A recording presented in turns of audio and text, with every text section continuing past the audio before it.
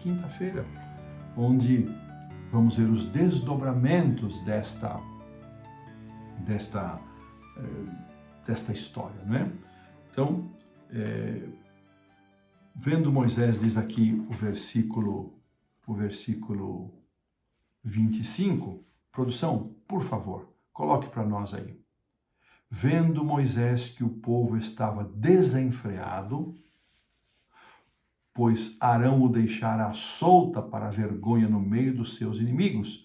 Verso 26, também, produção, pôs-se em pé à entrada do arraial e disse: quem é do Senhor, vem até mim. Então se ajuntaram a ele todos os filhos de Levi. E é interessante, irmãos, que mesmo em meio àquela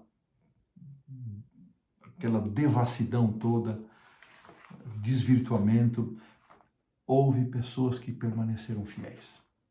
Teve gente que permaneceu fiel, que não cedeu àquela corrupção.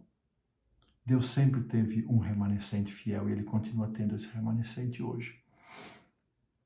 E é interessante, irmãos, que eu até não mencionei, mas Deuteronômio, deixa eu ver se eu acho aqui, Deuteronômio capítulo, deixa eu ver aqui rapidinho, onde Deus diz que, onde Moisés registra que Deus ficou bastante indignado com Arão. Deixa eu ver se eu consigo achar esse texto. Se eu não estou achando agora, é assim, quando a gente não marca, ele perde de vista da gente aqui. Só mais um minuto, deixa eu ver se eu consigo dar mais uma folheada aqui. Eu tinha até sublinhado esse texto de Deuteronômio.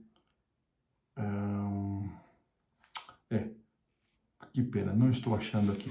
E um comentário mais que eu deixei passar é que esse bezerro de ouro se assemelhava ao deus touro egípcio chamado Apis ou a deusa vaca chamado Hathor. Isso apareceu na lição da segunda-feira.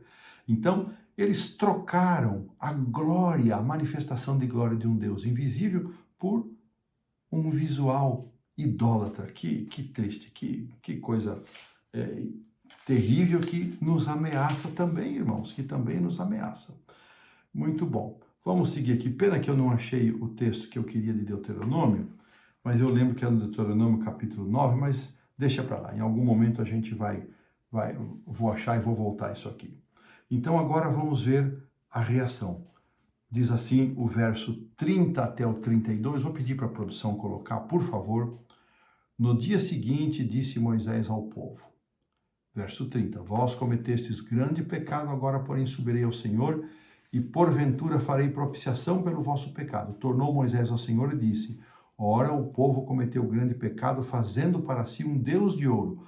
Agora, pois, perdoa-lhe o pecado, ou se não, risca-me, peço-te do livro que escreveste. Olha que coisa tremenda, que atitude de Moisés. Então Moisés repreendeu. Aqui o verso 28 nos diz que 3.000 pessoas morreram. Foi o juízo aplicado para aqueles que permaneceram insidiosamente na prática do pecado, que não aceitaram a repreensão de Moisés. E diante disso, a lição nos diz: não é de admirar que Moisés seja um tipo ou um símbolo de Cristo. Por causa de sua oração intercessória pelos pecadores e sua disposição em oferecer, em dar a sua vida. Moisés estava disposto a ser riscado do livro da vida, na verdade é isso. Ele refletiu o que Cristo faria e fez por todos nós. Que compaixão exemplar sobre os transgressores. Irmãos, essa expressão de Êxodo 32, que diz, agora pois perdoa-lhe o pecado, aqui a lição nos diz que essa expressão, traduzida como perdoar, significa carregar, tomar. E aqui o autor faz uma ligação com Isaías 53, verso 4, onde lemos: certamente ele tomou sobre si as nossas enfermidades. Então, esse perdoa, Moisés está dizendo: Senhor, carrega sobre ti mesmo esta culpa. Moisés estava pedindo ao Senhor que tomasse sobre si o pecado do povo. E foi isso que Deus fez em Cristo Jesus na cruz do Calvário. Êxodo 32, 32, ele apresenta de forma muito clara o conceito da expiação substitutiva. Alguém que se oferece para pagar a culpa em meu lugar, e explica além disso que não é só a expiação substitutiva, mas ela aponta que o substituto era o próprio Deus. Que coisa linda. Esse texto também revela como nós podemos obter perdão. A única forma é Deus em Cristo levando sobre si os nossos pecados. Não existe salvação fora de Jesus, não existe perdão fora de Jesus. Essa é a única maneira pela qual nós podemos ser perdoados. Que lindo ver o exemplo de Moisés agindo como um intercessor. E é interessante nós pensarmos que há vários tipos de oração.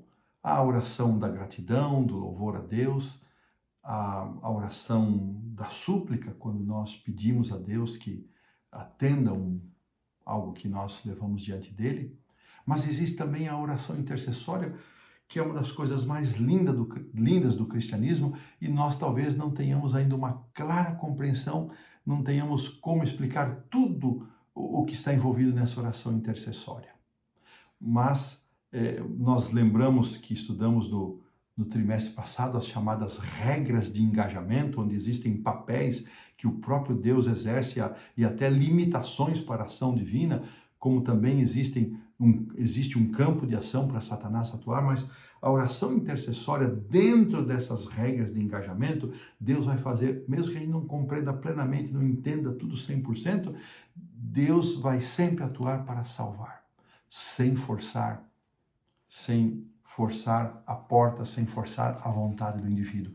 Mas mesmo naquelas pessoas que não têm desejo nenhum de serem salvas, não estão distantes de Deus, quando nós oramos intercessoriamente por essas pessoas, Deus vai trabalhar com essas pessoas, mesmo que elas não queiram, mas Deus não vai forçar.